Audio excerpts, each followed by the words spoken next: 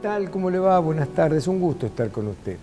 Un nuevo programa de Medicina para Todos y, como le digo siempre, un programa creado y patrocinado por el Hospital Privado Universitario de Córdoba exclusivamente para que usted pueda proteger la salud de su familia. Esa es la idea de todos nosotros. Y yo diría que hoy tenemos todo un tema porque se está cumpliendo, estamos transcurriendo la semana del bebé prematuro.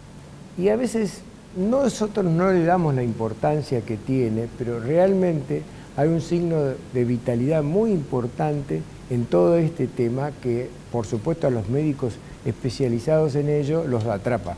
Y ahora vamos a ver si nos atrapan a nosotros con sus explicaciones. Esa es la idea. Bueno, me acompañan el doctor José Ignacio Vaz y la doctora Silvia Galeto, especializados en este tema.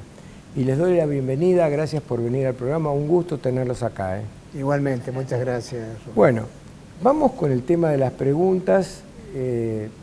La primera que a cualquiera se le podría ocurrir es ¿qué es ser un prematuro, no? ¿Cómo es el tema? Vamos, bueno, Silvia. Ser prematuro, si uno se basa en la definición médica, que todos la pueden entender, es nacer antes de las 37 semanas de gestación. Normalmente un embarazo tiene 40 semanas, el que nace antes de las 37 se define prematuro. Pero en sí prematuro abarca mucho más que eso. Probablemente abarca, sobre todo los prematuros más chiquitos, que son los que tienen que internarse con nosotros en la neonatología, como son los menores de 35 semanas sobre todo, abarca una separación, abarca una vulnerabilidad, ser inmaduro, ser frágil, tener más riesgos y necesitar de alguien, en este caso no solo de la familia, sino también de nosotros los profesionales, que para eso lo hacemos obviamente. ¿Se puede prevenir cuando una señora queda embarazada, se puede prevenir de salida que va a haber un bebé prematuro? O sea, se pueden hacer medidas, se pueden tomar medidas para prevenir y disminuir la incidencia. No todos los embarazos que nacen en forma prematura se pueden prevenir, claramente, pero sí hay medidas que hacen que disminuya la probabilidad o el riesgo de que haya tanto embarazo, tanto parto prematuro, básicamente. Es decir, se puede prevenir para que no haya un parto pero no 100%. prematuro. En general, los partos prematuros han ido en aumento. No se ha logrado disminuir, digamos, el porcentaje de partos prematuros, muchas veces porque hay patologías obstétricas que obligan al parto prematuro. La preeclampsia en las mamás o algún tipo de patologías que obligan a que el parto sea adelante porque está en riesgo la salud de la madre, por ejemplo. O cuando se detectan signos de sufrimiento fetal, por ejemplo, también, y uno piensa que el bebé va a estar mejor fuera de la panza de la mamá que adentro porque el medio intrauterino no lo está protegiendo, esa también es otra causa. Esas causas en general no han disminuido en cuanto a la disminución de los partos prematuros, ¿no es cierto? Pero las medidas para poder disminuirlo son obviamente tener un embarazo bien controlado, con más de 5 controles, que no fumen, que tengan una buena alimentación, que la mamá esté en un buen estado general físico durante su embarazo en cuanto a que no tenga anemia, que no tenga alguna patología asociada. Esas cosas, tratar y mejorar ese control prenatal y ese estado de esa mamá embarazada disminuye el riesgo de prematurez. Claro. El doctor recién habló de sufrimiento fetal, si no escuché mal. Sí. ¿Se puede detectar eso? ¿Hay comunicación del bebé hacia afuera? Bueno, los métodos para detectar sufrimiento fetal han ido en progreso, digamos. Quizá en este momento, hablando de ecografía Doppler, digamos, del feto, hay una serie de parámetros que ayudan a ver si ese feto puede estar en alguna situación de riesgo a través de los estudios de estas ecografías Doppler de distintos vasos fetales, digamos, ¿no? Y bueno, hay otros test también que se pueden hacer durante el embarazo para, ya sea a través de la detección de ciertas variables, la frecuencia cardíaca del feto, y en cuanto a ciertos test que se toman para ver la vitalidad fetal que pueden ayudar. Todo eso puede, en cierto modo, en algunos casos, detectar el sufrimiento fetal, ver si eso es reversible, y si no es reversible, a veces eso es una causa también de que el parto tenga que adelantarse para evitar la muerte fetal. Claro. Muchas mujeres piensan que al final la vida sigue igual, ¿no? Como decía la vieja canción de Sandro. Pero, ¿de qué tiene que cuidarse una mujer para no tener el riesgo de un bebé prematuro? ¿Qué es lo que no debe hacer? Y si a veces en la simpleza de su vida lo hace. Debería estar bien nutrida, debería estar bien controlada, que en general se habla de buen control cuando tiene más de 5 controles durante el embarazo, que a veces pueden ser menos si nació prematuro por alguna otra causa que no pudo ser prevenible, como ser una diabetes, una hipertensión, etc. Debería no fumar y, bueno, debería tener, básicamente, eso son los... y no tomar alcohol, obviamente. Alcohol también. Cualquier tipo de adicción, digamos, ya sea Sí. al alcohol, al cigarrillo, a drogas, Etcétera. pone en riesgo el embarazo, indudablemente. La falta de control obstétrico, también otra causa de mayor riesgo de parto prematuro o de algún niño que no nazca en las mejores condiciones. Y eso También serían... las madres adolescentes o madres con edad avanzada o a veces con tratamientos de fertilización también tienen mayor riesgo de parto prematuro. Vos hablaste de 5 controles por embarazo antes. Es lo que se recomienda, Es lo para que hacer se un buen recomienda. control, que a veces puede ser menor porque si se adelanta puede llegar a ser menor. Y se da el caso de que muchas madres dicen, no, pues si yo me siento bien, ¿para qué me voy a ir a controlar? Y ahí es donde están metiendo la pata, ¿cómo es el tema? Sí. Y sí, porque, digamos, hay valoraciones, digamos, obstétricas que no solamente controlan la salud de la madre, sino también el crecimiento, por ejemplo, del bebé intraútero, si el bebé crece bien. Si el bebé no crece bien, es un factor de riesgo también, más allá de la prematurez.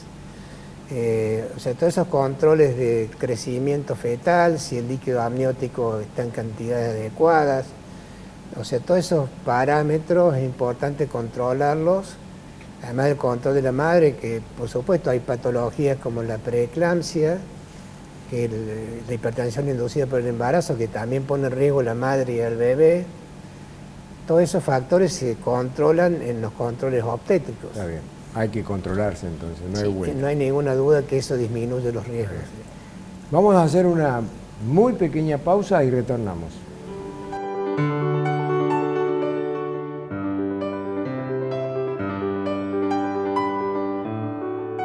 Estoy con el doctor José Ignacio Vaz y la doctora Silvia Galeto. Y el tema que estamos tratando es el bebé prematuro, porque esta es la semana del bebé prematuro.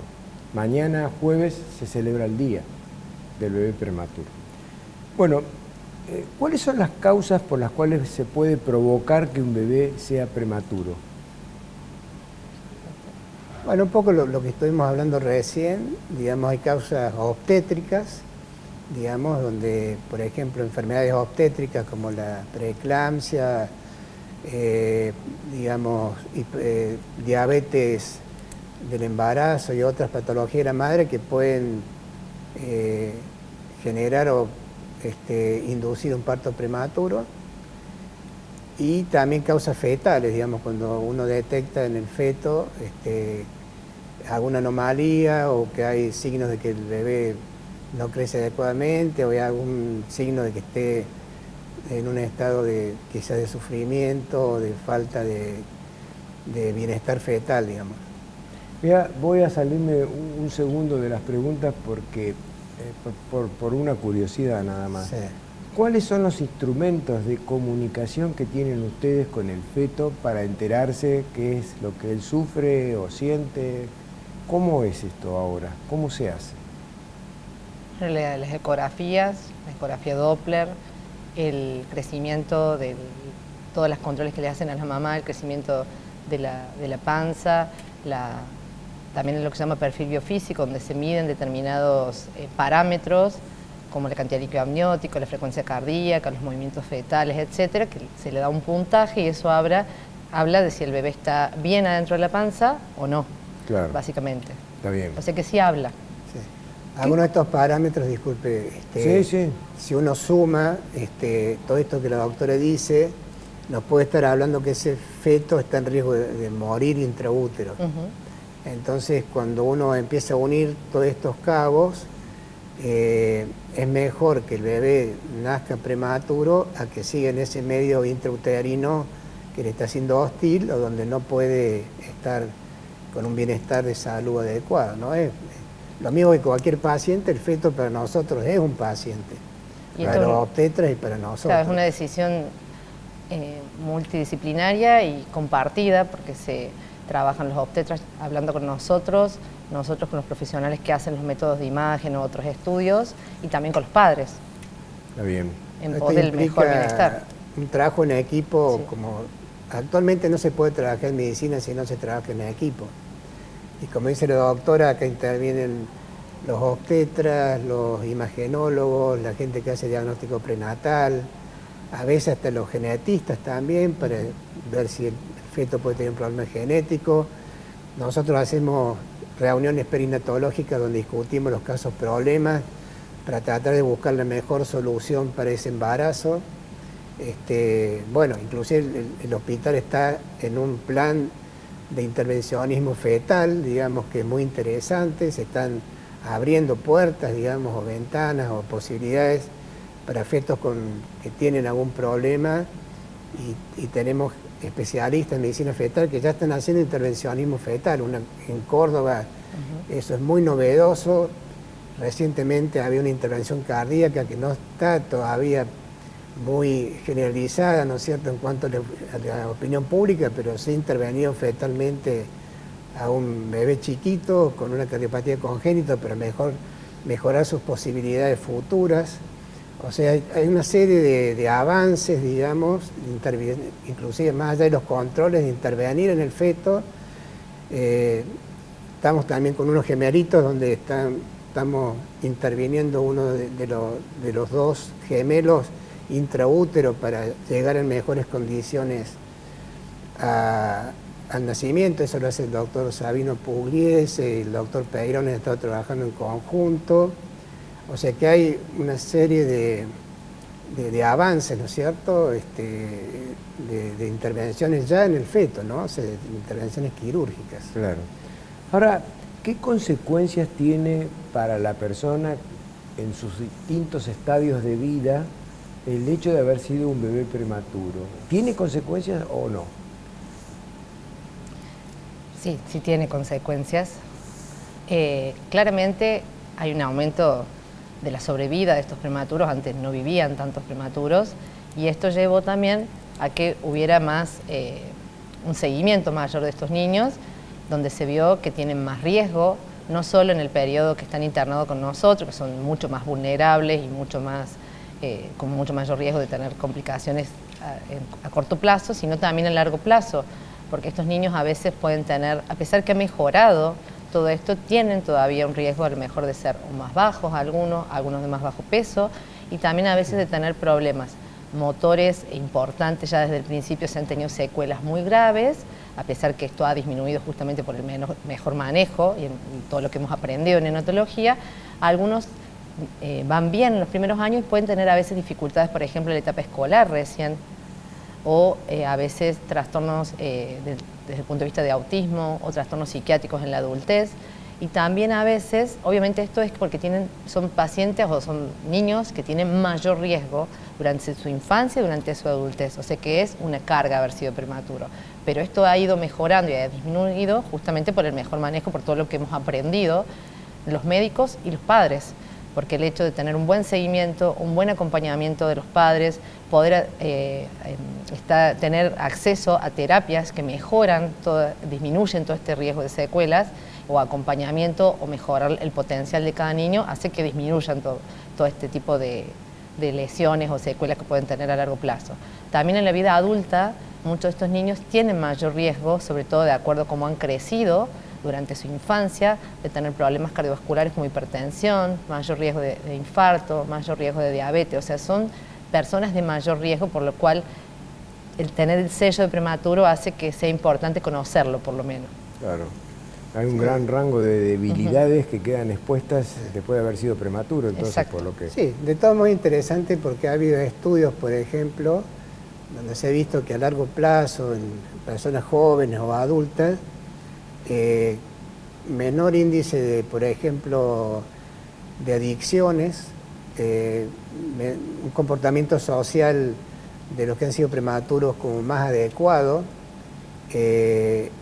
con menos índice de delictividad, digamos, o sea, que se ve que por ahí el hecho de haber sido prematuro, de haber sido cuidados de una forma especial, de haber estado más dentro de la familia, también los preserva de algunos males sociales, digamos, ¿no? Porque hay publicaciones que hablan que los prematuros tienen menos conflictividad social o menos adicciones, se adaptan socialmente mejor, aunque su rendimiento quizás intelectual sea un poco más bajo, pero que pueden llegar a tener un desarrollo normal, tanto laboral como intelectual, ¿no? Claro.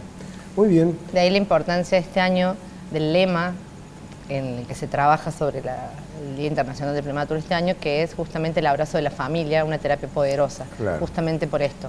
Claro. Porque el tener acceso a una familia que lo acompañe, lo contenga y que busque lo que necesita para poder explotar su mayor potencial, hace que cambie su pronóstico. Está bien. Vamos a hacer otra pausa. Sí. Bueno. Apenas 1 minuto y volvemos.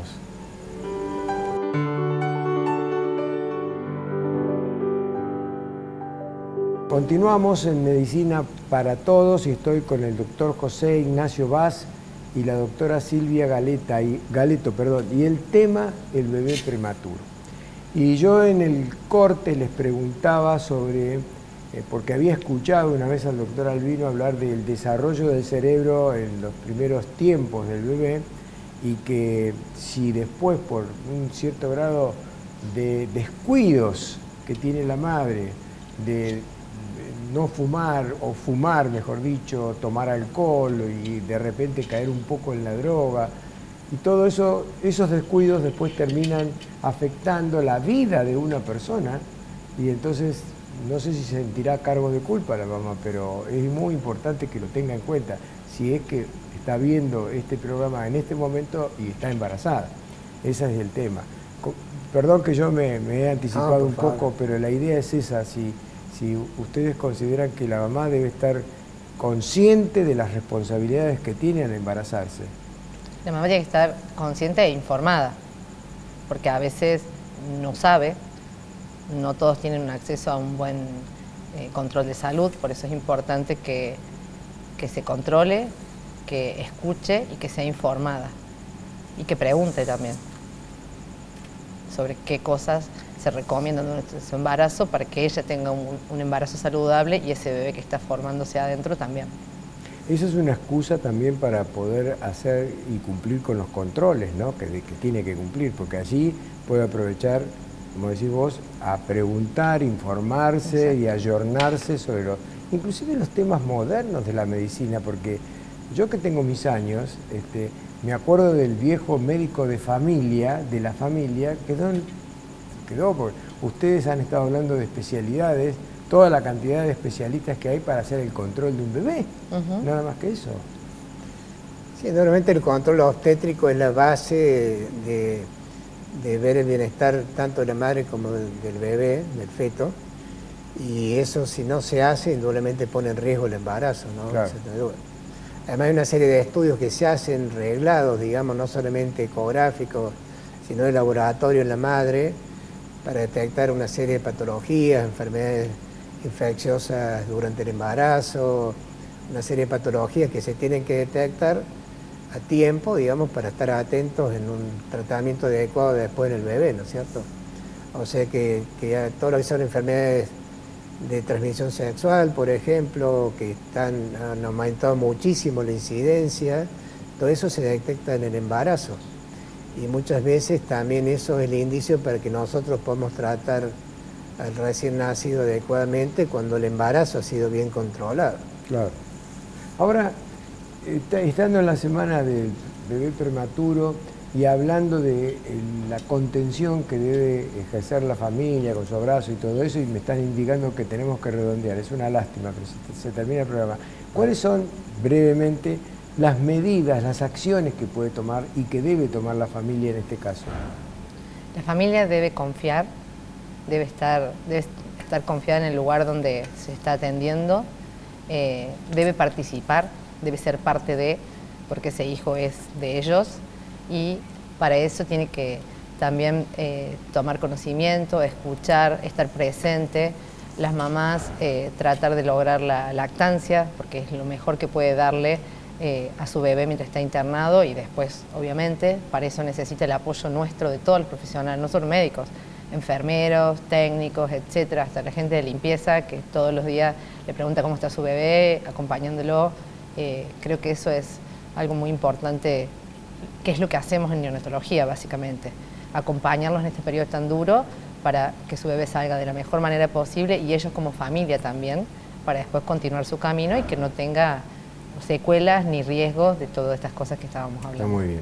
Bueno, estoy seguro que la mamá o la futura mamá que está viendo este programa en este momento, es ahora, a partir de hoy, está más informada y sabrá tomar mejores medidas para su embarazo. Muchas gracias a los dos por haber venido al programa. Un gusto haberlos tenido acá. Igualmente, Rubén. Muy bien. Bueno. Terminamos. Si está de acuerdo y le gustó el programa, la semana que viene, exactamente a esta misma hora, volvemos a encontrarnos. Hasta ese momento.